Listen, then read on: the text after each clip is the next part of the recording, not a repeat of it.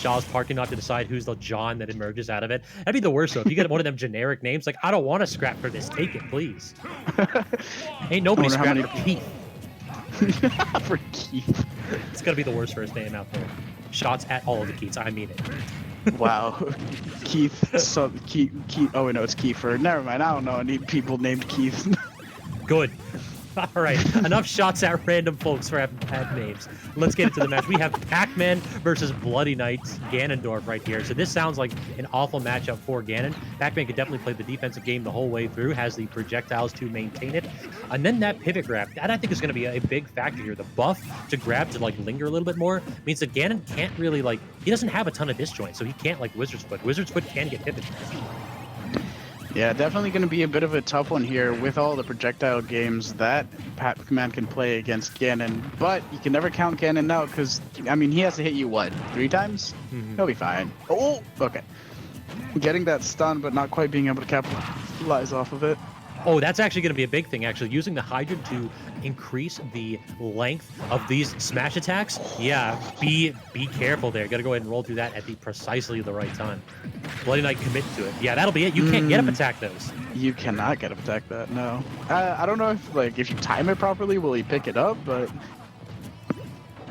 I don't believe so. I think you have invuln. Yeah, I don't think you can grab things if you're invulnerable. But I might be wrong there. Oh, the Hydrant going all the way across stage just to catch that air dodge and gonna take that stock for Bloodynite. A little bit of a betrayal there. Joe Shady doing a very good job here. Just boxing away. Excuse me, not Joe Shady. I'm looking at Joe Shady's Twitch chat. My bad, my man. Deceived. But yeah, the side B there coming into play with Ganondorf, definitely a lot harder to tech online. The dash attack going through the the strawberry into Pac-Man. Back air actually knocks away the Hydra, but very good knowledge right there, recognizing that the angle didn't force Joe Shady to actually shield that. But the forward smash, yeah, that'll do it. You cannot air dodge through that move. Bloodynite will commit the charge just to make sure he can make you look silly on stream. That was... Jesus. Ganondorf's crazy with how strong all of his attacks are, and something that is actually important to keep in mind, I don't think, okay, maybe jab, but I don't think Ganondorf has very many moves that won't break Hydrant. True, yeah, there's a lot of moves that deal, I think it's like the 17% or so that it needs. Something like that, yeah. Landing with that forward air on shield, not quite going to be safe. Joe Shady here, trying to make something work, but Bloody racking up his damage. For that. He's going all the way out there. All right, Hydrant is out. Bloodynite doesn't have a double. Using it right there. Bell is out, but very wise to shield, but he tries to challenge it again. Joe Shady cannot quite get the edge guard, but the down air will finish it off. 62% here onto Joe Shady, so not too much of a deficit, but this is definitely a do or die moment. Bloodynite needs to hit with one strong hit, and just like that, that is going to be game one. As you say it, and so it shall be. One hit is all Ganon needs. And again, just kind of calling out Joe Shady trying to jump over Ganon.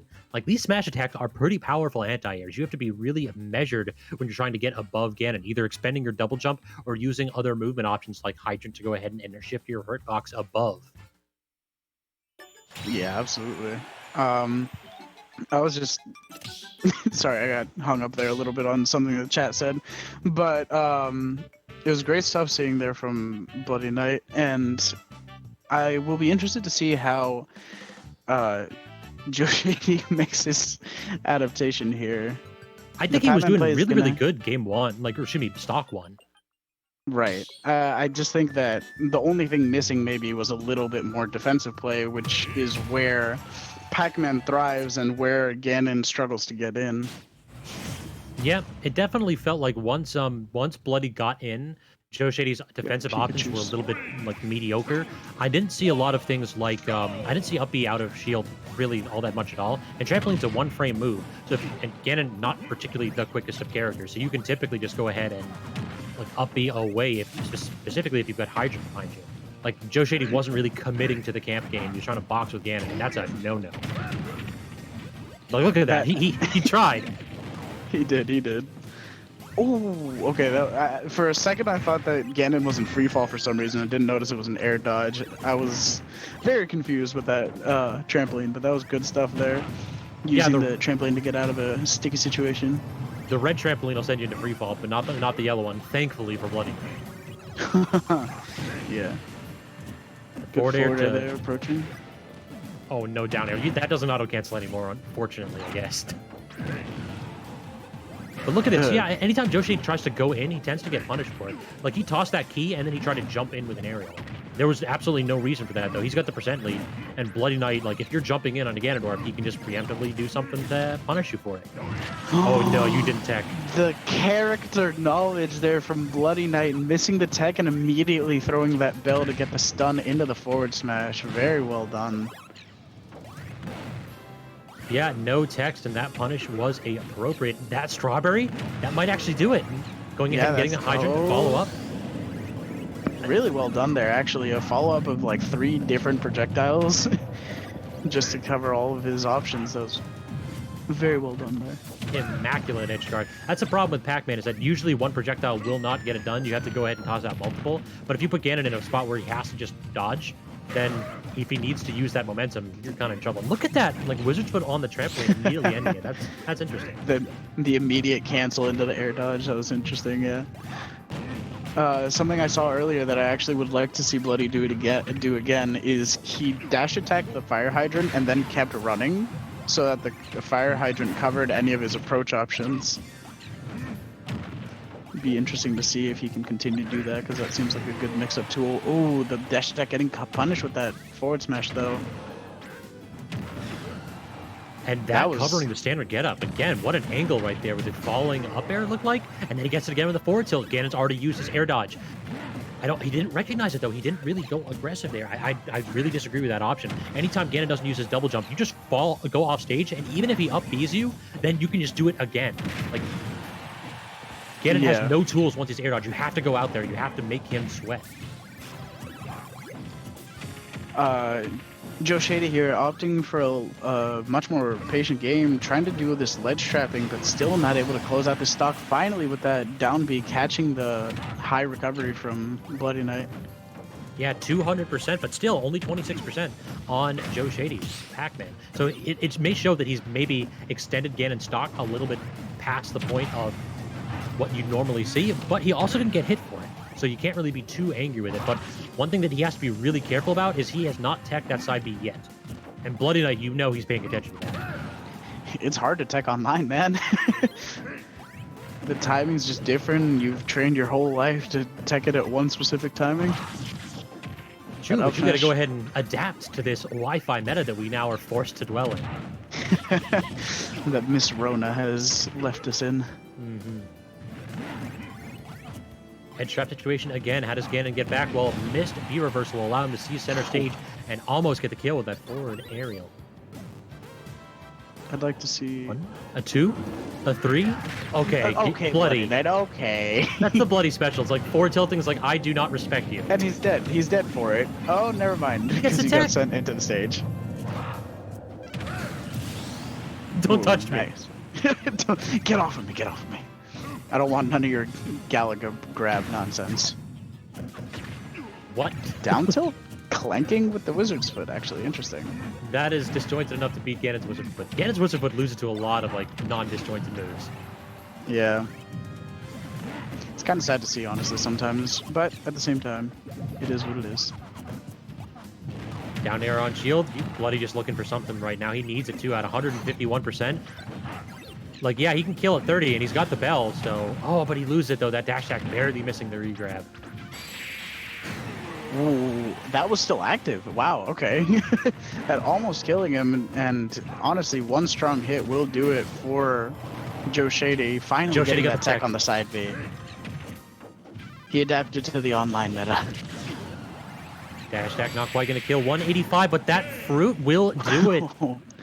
Wizard kick straight into the orange.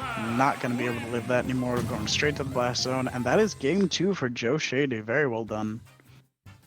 So yeah, we are going to game 3 then. It looks as though... I don't think that Bloody Knight really needs to change up his playstyle too much. He needs to get off a final D, get a stage where he can actually get back up. Yeah, definitely. The Final Destination counter pick working out in Pac-Man's favor in the majority of cases. Going to switch stages here. I'll be interested to see what Bloody Knight chooses. I heard whispers of a Bloody Knight Falcon at some point. Is that still happening? So yeah, I think it was 2 weeks ago. He went Falcon and then a few other characters in bracket 2. Didn't win a game with him. Didn't win. Oh wait, I do remember this. He played Falcon and then he would always lose games 1 and 2 and then just switch to Ganon and reverse 3-0. Who did he do that to? He did that to someone important. I can't remember. Joj. I think it was Joj that he did it to. That's good. That's got a sting, but that's so well done.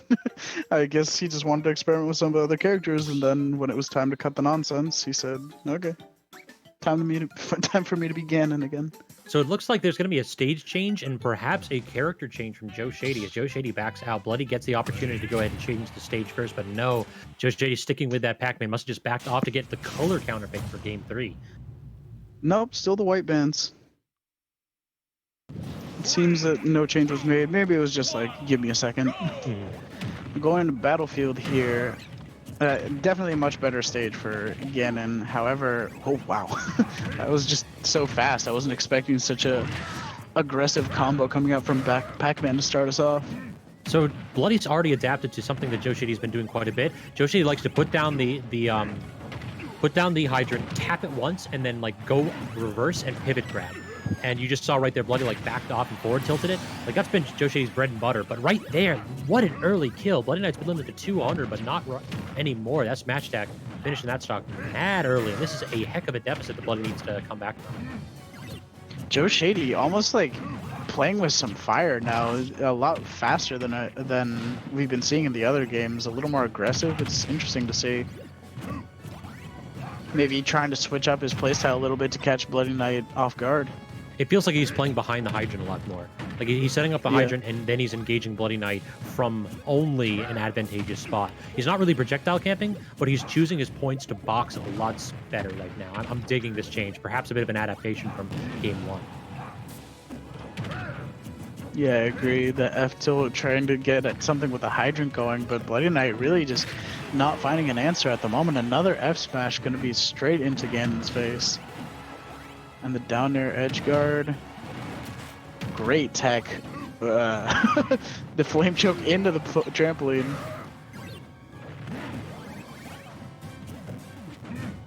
Hydrant is down and Bloody is at edge, trapped again. He swats away the hydrant, but the dash attack again. Bloody just forced back to ledge. He cannot get center stage for anything. Finally connects with the hydrant. Doesn't get the rising up air though.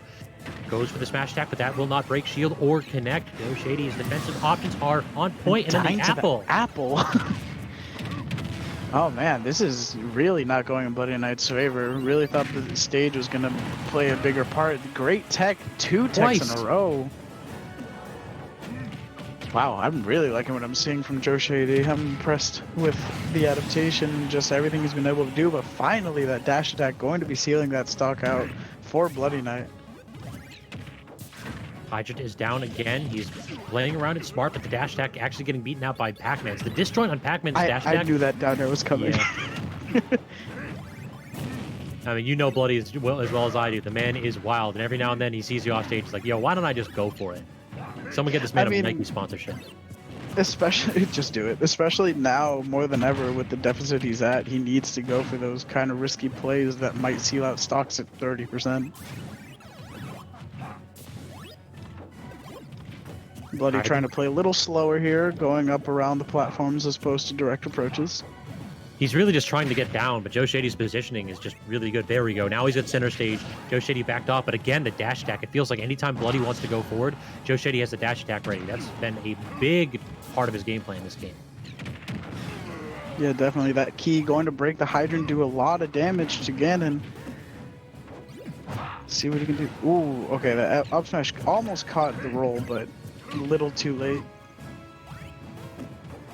Edge trap situation again, goes for the up smash, but Joe Shady jumps away.